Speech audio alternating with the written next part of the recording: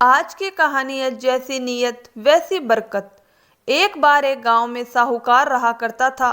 उसके पास रुपए पैसे की कोई कमी नहीं थी। फिर भी वह रात दिन पैसे कमाने की जुगत में लगा रहता।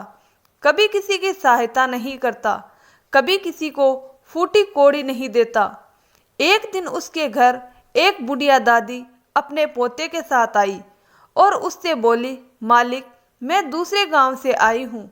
मुझे यहाँ रहने की ज़रूरत और काम की ज़रूरत है।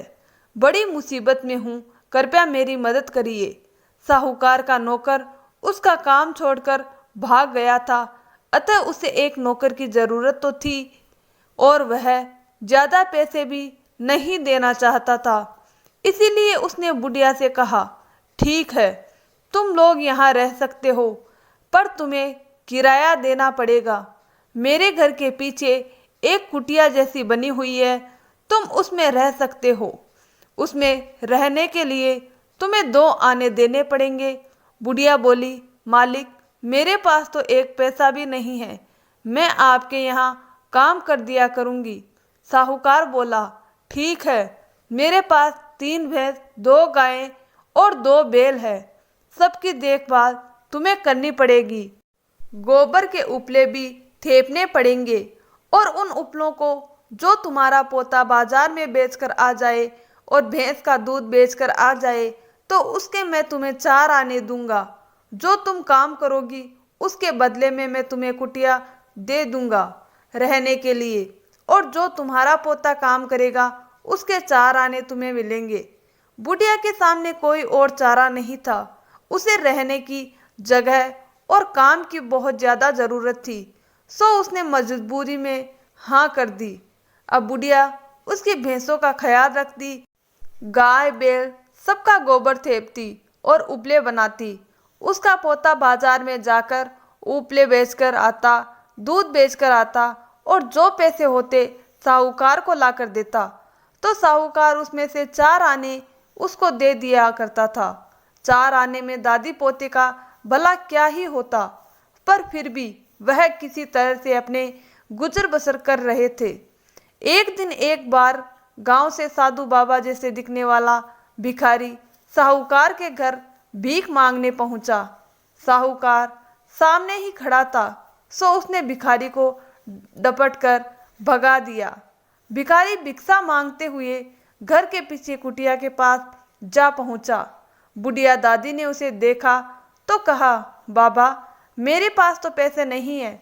तो वह भिखारी बोला, मुझे भूख लगी है माई, कुछ खाने के लिए दे दो, 2 दिन से मैंने कुछ नहीं खाया।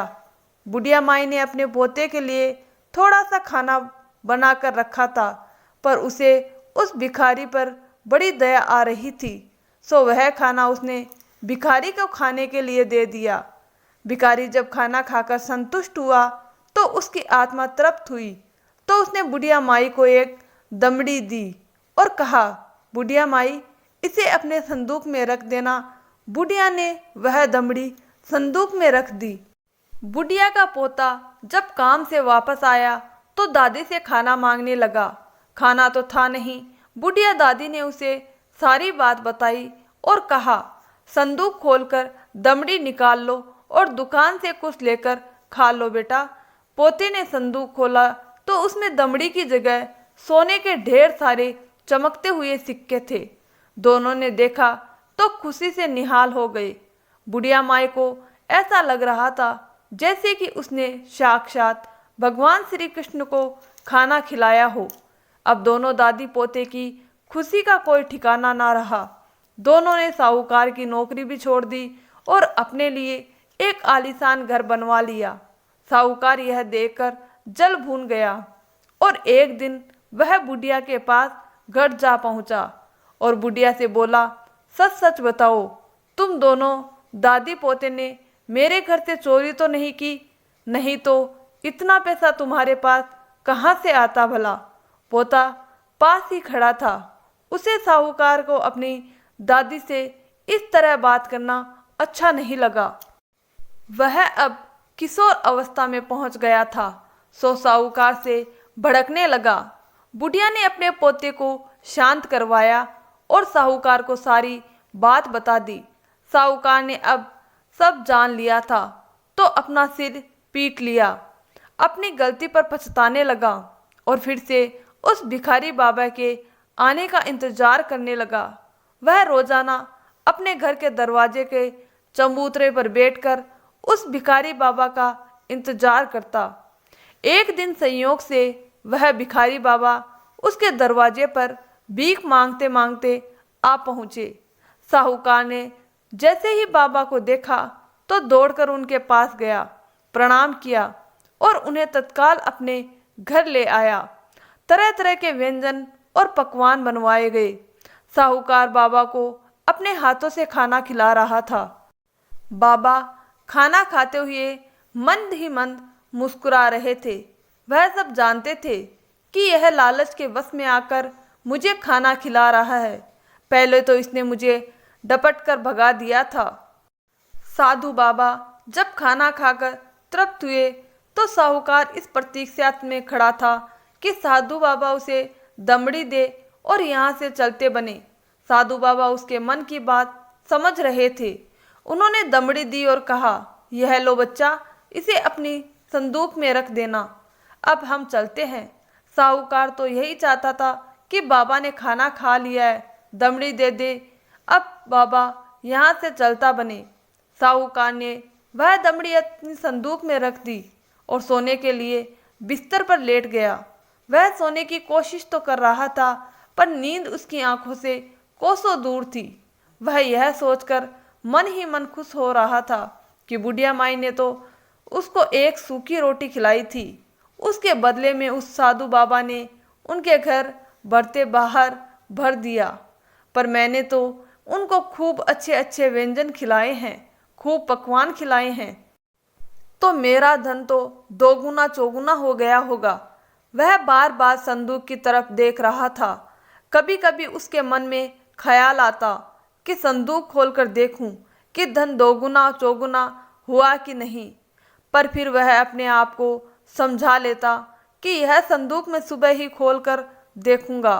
हो सकता है जितनी देर से मैं देखूं उतना ज़्यादा सोना मुझे इसमें मिले। और इस उधेड़ बूंद में वह सो गया। सुबह को जब उसकी आंख खुली तो सबसे पहले उसने संदूक खोलकर देखी तो देखते ही उसे चक्कर आ गया। हाय राम, यह क्या, संदूक में तो कोयल भरे हैं। अब उसने अपना सिर पीट लिया।